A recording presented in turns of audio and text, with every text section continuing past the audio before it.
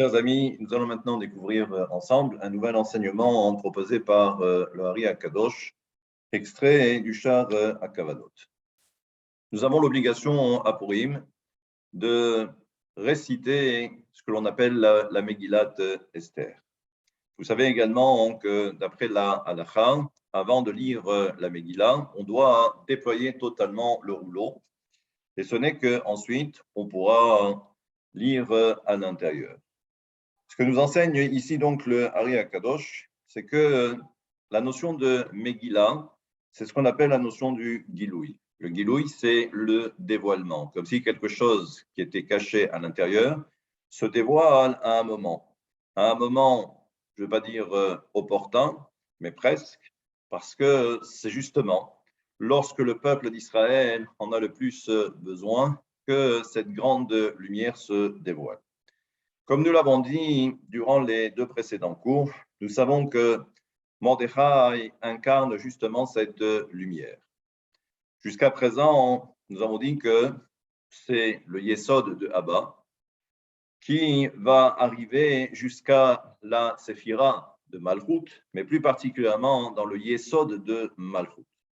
Là aussi, donc nous avons le Yesod de Abba dans le Yesod du Malchut, et nous savons d'après également la tradition, d'après la mystique, que le Yesod de Malchut fait référence à Binyamin, le fils de Jacob, le frère de Yosef, le fils de Rachel. Nous savons également que Rachel, c'est Malchut, et nous savons donc encore une fois que Binyamin, c'est le Yesod de la Malchut. Vous comprendrez aisément ensuite que Mordechai fait partie de la tribu de Binyamin.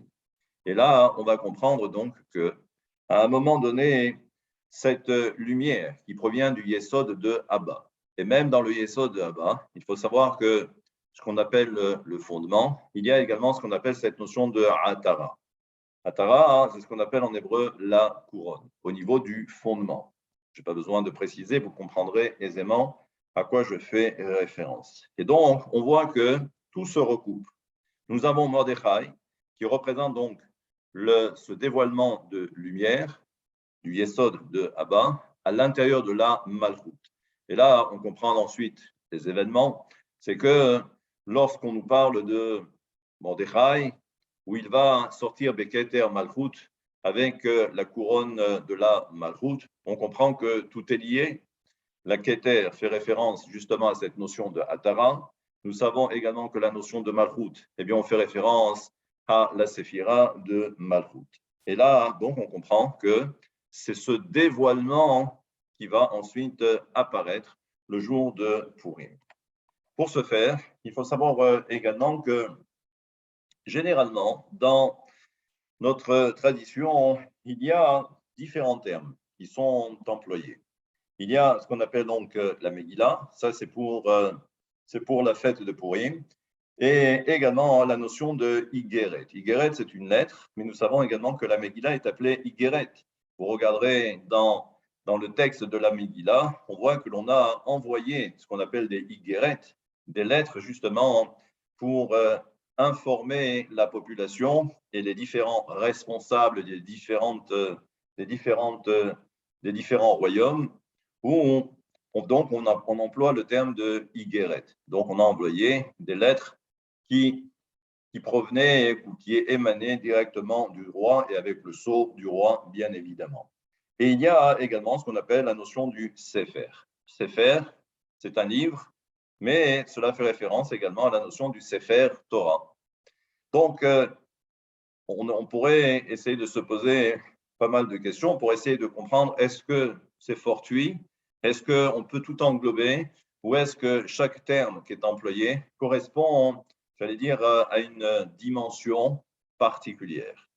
Ce que nous avons jusqu'à présent, c'est que la Megillah fait référence à la Séphira de Malchut grâce à ce dévoilement du Yesod de Abba, donc très grand dévoilement.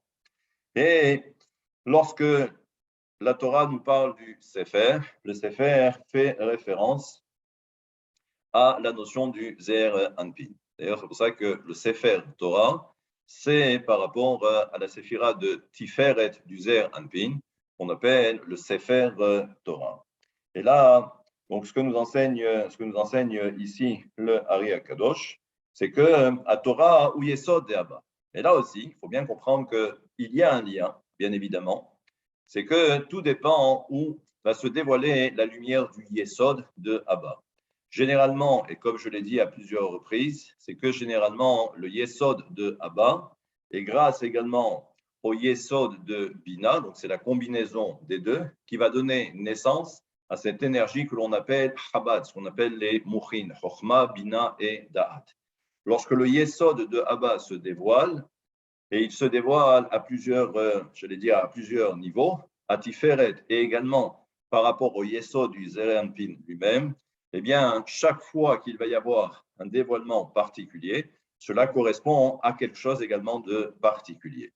Donc là, on comprend donc que tant qu'on est dans la séphira de Tiferet, eh bien, le dévoilement du Yesod qui parvient jusqu'à là-bas, ou l'éclairage qui parvient du Yesod de Abba, c'est ce qu'on va appeler le Sefer Torah.